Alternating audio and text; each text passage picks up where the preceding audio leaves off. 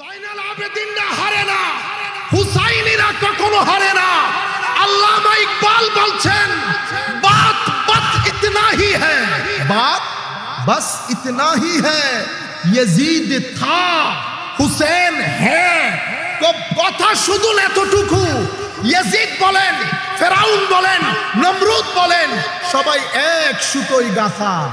এরা ছিল, এরা ছিল, হুসাইন আছে, হুসাইন থাকবে। আল্লামা ইকবাল বলছেন হুজুর हद ही नहीं आपकी इंतकाम की, हद ही नहीं इमाम आपकी इंतकाम की कि लफ्ज यजीद को गाली से बदतर बना दिया।